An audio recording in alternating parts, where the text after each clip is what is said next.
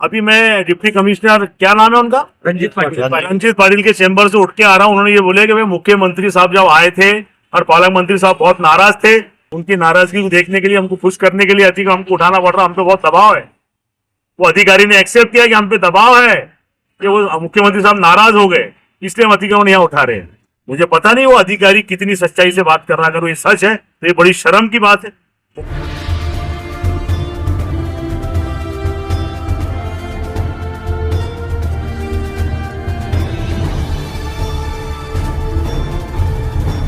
तो पहले तो औरंगाबाद के कमिश्नर का, यहाँ संभाजी नगर के कमिश्नर का, पुलिस कमिश्नर का मैं धन्यवाद करता हूँ कि वो अकोला की जनता, संभाजी नगर की जनता के साथ में, यहाँ पे अरसुल के तमाम नागरिकों के साथ में एक सपोर्ट बनकर एक अधिकारी खड़े हैं।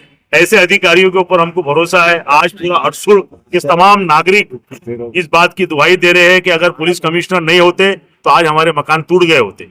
तो मैं सबसे पहले अरसुल की तरफ से और इंसानियत की तरफ से यहाँ के पुलिस कमिश्नर का धन्यवाद करता हूँ और यहाँ के महानगर पालिका के कमिश्नर साहब को एक याद दिलाता हूँ कि कमिश्नर साहब, आप भी सर्वेंट है, पब्लिक सर्वेंट है, इसलिए पब्लिक से आप जब भी बात करते हैं तो कम से कम तमीज से बात करो। ये लोग कोई जानवर नहीं है कि मैंने बोला तो बात करेंगे, मैं बोलूंगा तो आप जवाब दो। ये दादागिरी आपकी चलने वाले नहीं है।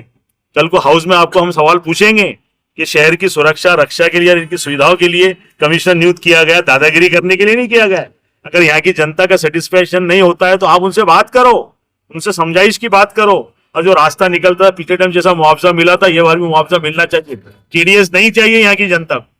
टीडीएस के नाम पे आप उनको प्यार मत बनाओ। यहाँ पर ये लोगों को मुआवजा चाहिए। यहाँ मंदिर और मस्जिद और बाबा साहब के पुतले को लेकर भी लोग समावेश में समझाइश की बात कर रहे हैं कि हम बाजू सरकार लेंगे, लेकिन उसके सौंदर्यीकरण के लिए, उसकी सुरक्षा के लिए हमको जो मुआवजा लगता है वो हम लेंगे। और याद रखो कमिश्नर साहब, अरसुल के लिए, अरसुल के तमाम नागरिकों के लिए अकोला शहर से मैं आमदार करके हाउस के अंदर ही आवाज उठाऊंगा।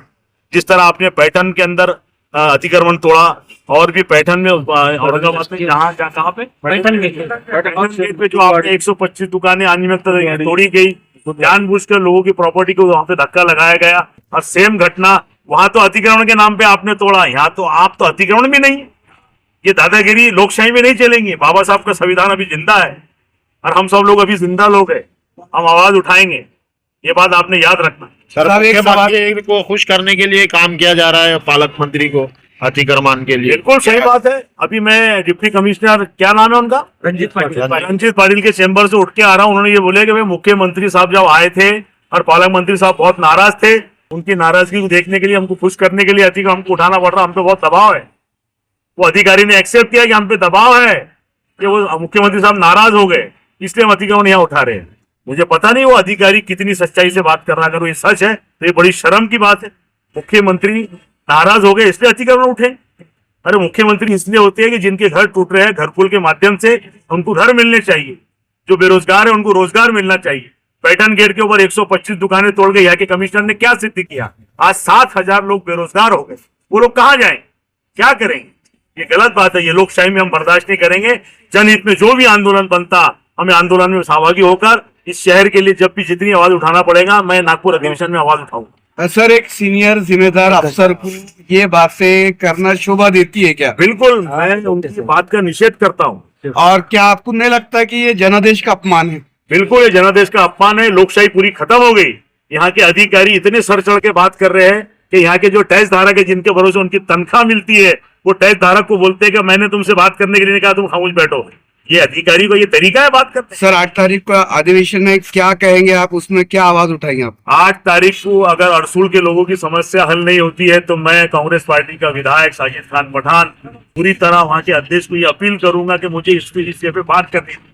अब दादागिरी तो इतनी है कि हम विपक्ष में इतने कम लोग बचे हैं कि वहां पे सभापति हमको बोलने का भी मौका नहीं देते। लेकिन जैसा भी होगा, जितना भी होगा, मैं पुरजोर तरीके से यहाँ की आवाज उठाऊंगा। क्योंकि मेरा मानना ऐसा है कि कर्म करोगे कर्म करेंगे, सितम करोगे सितम करेंगे। हम आदमी है तुम्हारे जैसे, जो तुम करोगे वो हम करेंगे। Thank you.